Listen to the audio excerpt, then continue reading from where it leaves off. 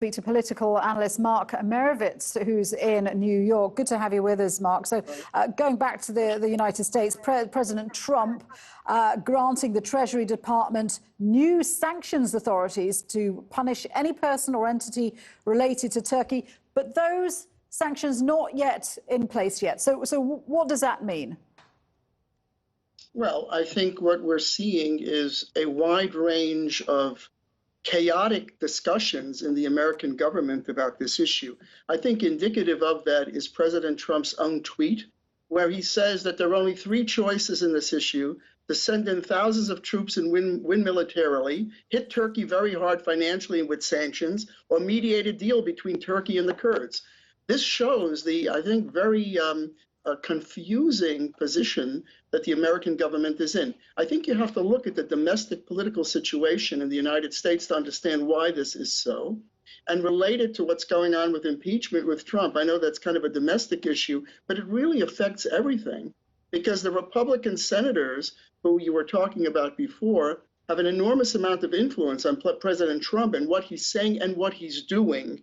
And that's probably why he's reacting so strongly in the way he is, after, in effect, green-lighting the operation. Yeah, and I was going to ask you exactly that. How much of his pressures at home are influencing his response to this military operation in the Middle East? And as we know, there are still US troops in northeast Syria. I mean, is there the potential for them intervening in some way and helping the SDF? The troops are still there, and what they're doing, I'm really not sure what they're actually doing. Anything is possible. We know that President Trump had previously indicated to President Erdogan that he was going to withdraw the troops and didn't do so. And in this particular situation, he says he's going to withdraw the troops, and in practicality, as I understand it, the only amount of troops being moved around is about 50 to 100 troops. So we can't always follow the dots here to understand what's really going on. I wanted to say one thing that's very important. In American public opinion about this issue does not understand the point that Turkey is making about the YPG and the PYD being affiliated with the PKK. This is very important.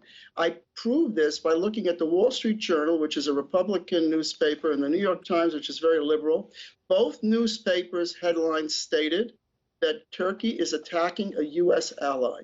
This is a very powerful headline, and public opinion is definitely opposed to what Turkey is doing, because the public opinion does not understand that the motivation for Turkey here is really about the PKK and its affiliation with the PYD and the YPG. And this issue has not become salient or visible to public opinion, and that is very problematic.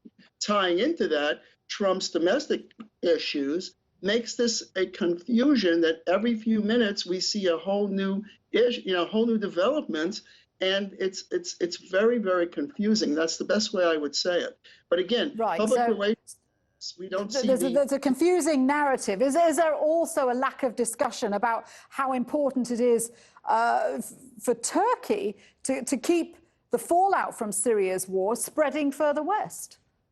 Absolutely. I mean, I think that, if you really drill down here, you see that Turkey did do a humanitarian effort by taking in 3.6 million refugees. That was a very, very, very tremendous implication for Turkey, and I don't think people understand that to begin with. And then now the issue of those refugees, and I think what Erdogan was saying is he wants to try to return some of those refugees to the safe zone in Syria. So I think if everyone would step back for a moment and kind of focus on this a little bit, they would understand a little bit better what Turkey's motivations are. And again, at base, the Syrian Kurds, and this is, again, a disconnect that people do not understand, that the Syrian Kurds are not the same Kurds as exist in Iraq or in Turkey, certainly not in Turkey, where there are millions of Kurds. So there's a confusion in terms of people's understanding of the issue and communicating that issue. And that has been a big problem. Adding on Trump's unpredictable behavior, and the whole thing becomes really catastrophic in terms of how it's being looked at, and very problematic. Mark, good to speak with you. Thank you for that. Mark Meirowitz there in New York.